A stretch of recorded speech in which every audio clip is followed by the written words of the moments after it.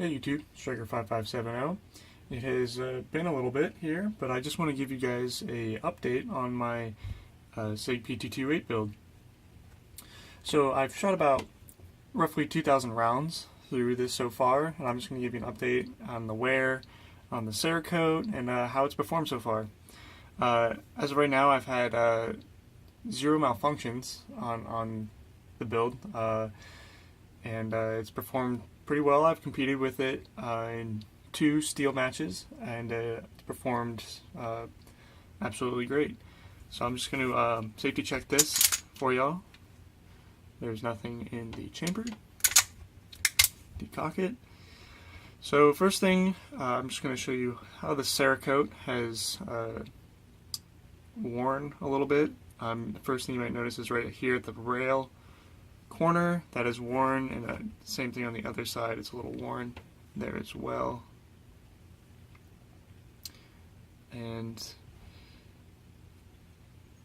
some of the edges right there, the Cerakote is worn off. Now I have used this in the holster quite a bit.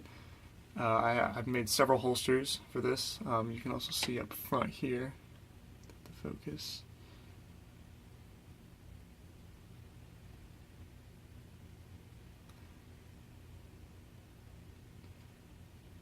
That's probably not going to focus for me, but you can see up in the front of the gun there's a bit of holster wear, and that's mainly the cause of all this wear right up here is from the holster.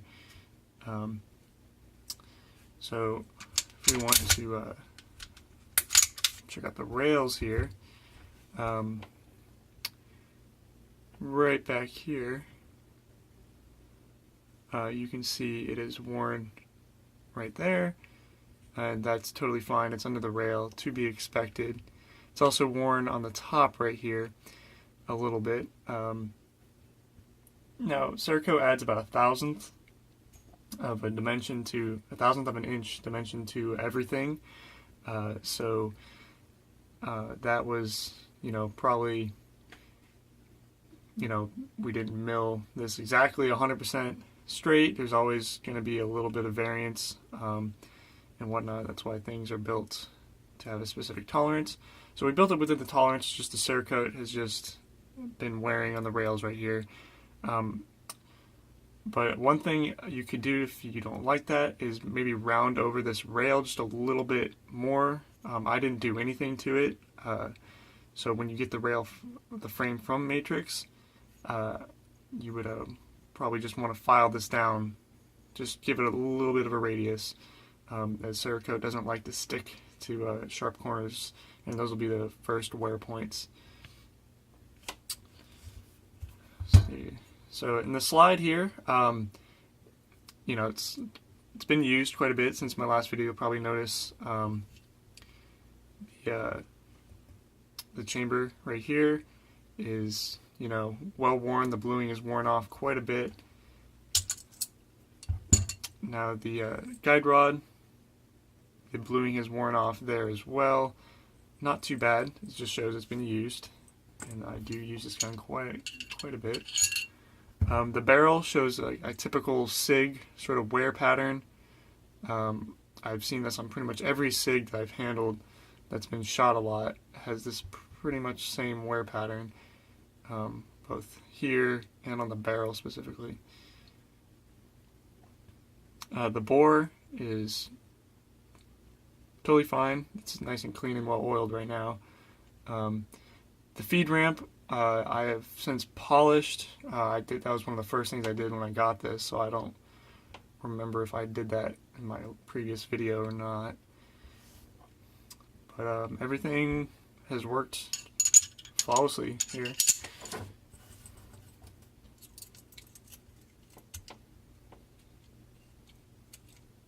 Sometimes this non-captive spring is kind of hard, especially behind the camera. There you go.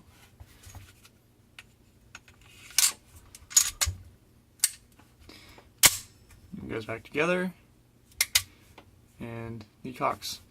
Now the trigger has smoothed out quite a bit since I first got this. The double action pull is very smooth. we are unloaded here. There's a nice, crisp, consistent pull and breaks very predictably. So making those first shots is very, very easy. And it's something you got to practice with, transitioning from double to single. But with this pistol, it's been pretty easy. Now the single action here, a little bit of creep, but it does break very predictably. So I'm pulling, pulling, pulling, pulling, boom. So I was considering getting the short reset trigger set, which would make the trigger reset a little bit sooner than that. So you see letting off, letting off, letting off, and then it goes click right about there, and then it's going to break again. Right. So there's quite a bit of ways you have to move before it re-engages. And the short reset trigger makes it reset a shorter distance so that you don't have to pull the trigger as far back after the reset to fire the gun again. I've shot a few SIGs that have the SRT kit in them, and it doesn't make too huge of a difference for me, so I'm probably not going to go into it and spend money for something that doesn't make that much of a difference. It's all about practicing with what you have, and use what you got. You'll get good with what you got. So magazines. These are the two Mech-Gar magazines that I have had since I got the pistol, and I have never had a problem with these, and they are great. They hold 15 rounds, and they fit flush. So, just like that. I also have two P226 mags. Now these magazines have a base plate that I had modeled in SolidWorks, so that way you wouldn't have the metal plate and a gap sticking out of the bottom of the pistol, and these mags now sit flush. There's a little bit of play in the base plate, but that's not that big of a deal. But it allows you to fit flush and extends the grip just a little bit. This one is made out of PLA here, and this red one here is made out of PETG, which I'm still fine-tuning the settings for my printer, because I did a drop test and I had a little bit of layer delamination on the corner, but that's something I could probably fix on my printer, no problem. So yeah, I think these mag plates are pretty useful, because I know P226 mags are much more available than 228 mags. So I see these all the time at gun shows, and being able to use these instead of these, you could get a lot more of these 226 mags just stocked up, and it makes this gun a lot more comfortable to shoot with the 226 mags. However, it does look like they extend out and you have extended rounds, but these 226 mags are the old style with the old follower and spring, so they only hold 15 despite being a little bit longer than these mags right here.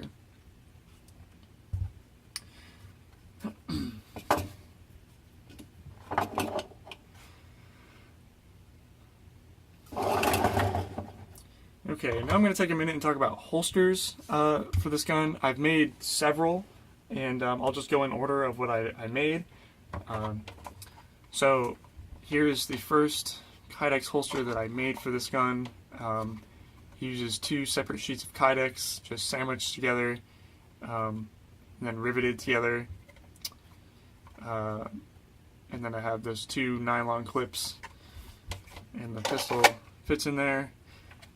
And it's pretty, not too tight, but this sits rather close to the body, outside the waistband, and I used it for about a month before I decided I wanted to experiment with some other holster designs. So next one I made was an inside the waistband holster, and this one had kind of a cool little clip. So this goes over the belt, or over your pants, and then under your belt, so it'll hook on your belt and you know, not pull out with the gun when you draw the gun.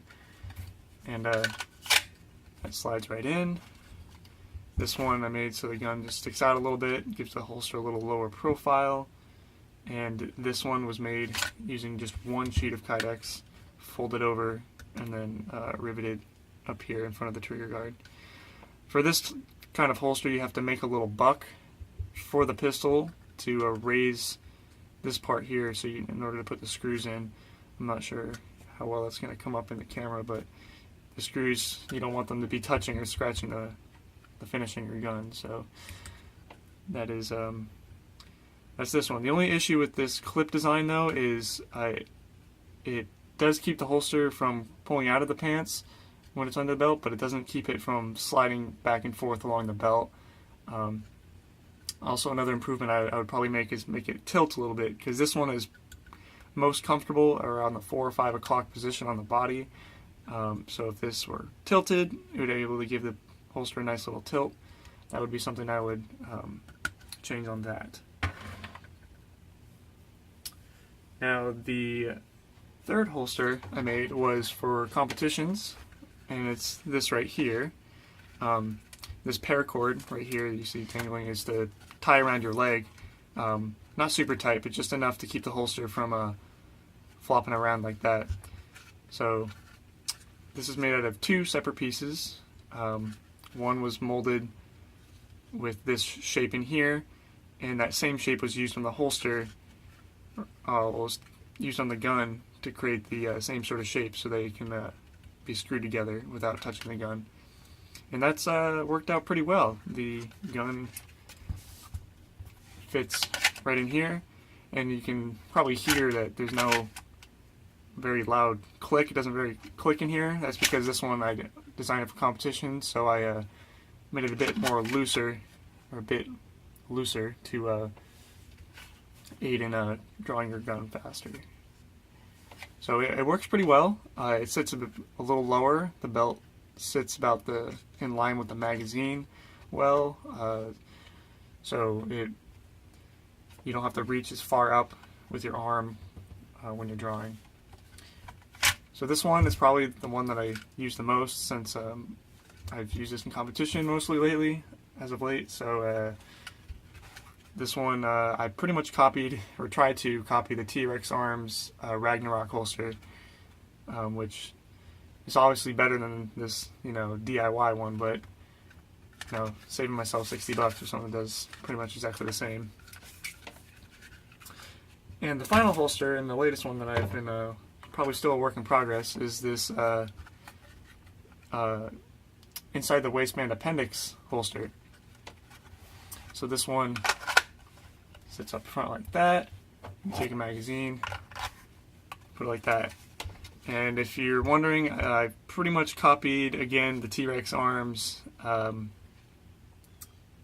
sidecar, even with this little paddle that sits at the same height as the thickness of the bottom of the handgun, and that your belt right here is in line with this same paddle, pushing this against your body.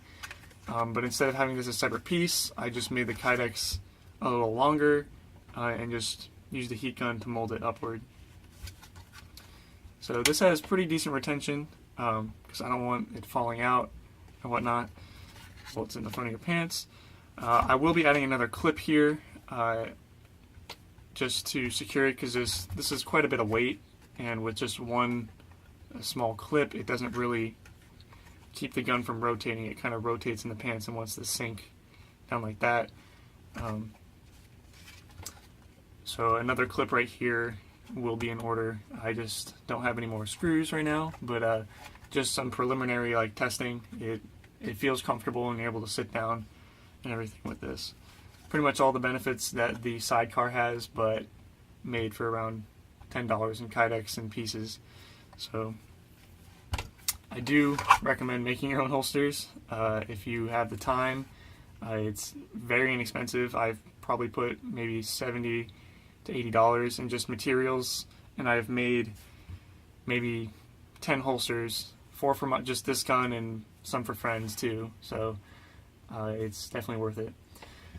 But yeah, this is almost a year after I bought the pistol, so 2,000 plus or minus a few hundred rounds later. So anyways, if you have any questions, I'd be more than happy to answer those in the comment section. So again, thank you for watching. Take care. Alright, one last note that I forgot to mention. If you would like to purchase one of these magwell bases that adapts a 226 magazine to your 228, I am selling these on Etsy, so see the link down in the description to my Etsy page. Thanks, have a good one.